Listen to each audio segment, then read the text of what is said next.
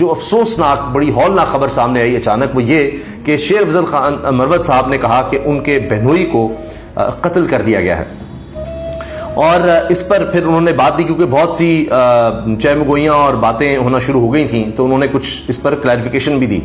پہلے تو انہوں نے یہ کہا کہ میرے بہنوئی حبیب خان کو ان کے اغوا کاروں نے قتل کر دیا ہے، جنہوں نے اسے چند گھنٹے قبل اغوا کیا تھا۔ اس کے گن مین کو بھی گولی مار کر ہلاک کر دیا گیا ہے۔ پولیس موقع پر پہنچی، ایس ایچ او ٹانگ بھی مارا گیا، ملزمان کی تاحال شناخت نہیں ہو سکی۔ اچھا، اب انہوں نے اس کا کسی خاص شخص پر کوئی الزام نہیں دیا،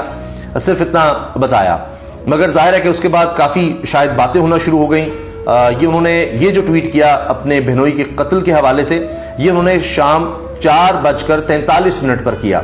لیکن اس کے بعد رات 8:27 پر پھر وہ کہتے ہیں شیر افضل خان مروت صاحب،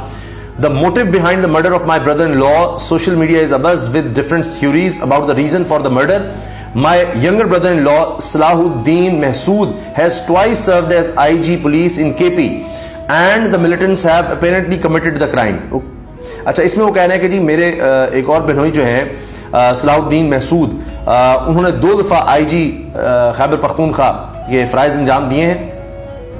تو اب بظاہر یہ لگ رہا ہے کہ اس میں دہشت گرد ملوث ہیں جنہوں نے ان کو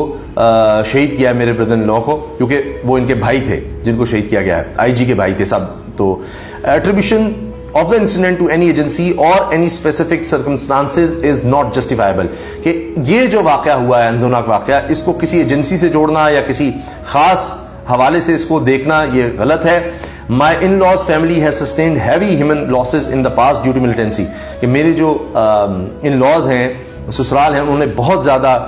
اس طرح نقصان برداشت کیا ہے، بہت زیادہ جانیں گئی ہیں اس دہشت گردی کی جنگ میں یا دہشت گردی کہ اس ناسور کی وجہ سے۔ تو کہتے ہیں and law and order situation in the region are highly volatile, تو امن و امان کی جو صورتحال ہے وہ بہت ہی خراب ہے اس وقت علاقے میں۔ تو یہ جناب شیر افضل خان مروت نے اس حوالے سے سارا بتایا ہے، اور بڑا ہی افسوسناک واقعہ ہے ان کے خاندان کے ساتھ، اور ہم دکھ کا اظہار کرتے ہیں۔ اللہ تعالیٰ جو لوگ اس میں جاں باق ہوئے ان کی مغفرت فرمائے اور ان کے لبائقین کو صبر عطا کرے۔ بہت ہی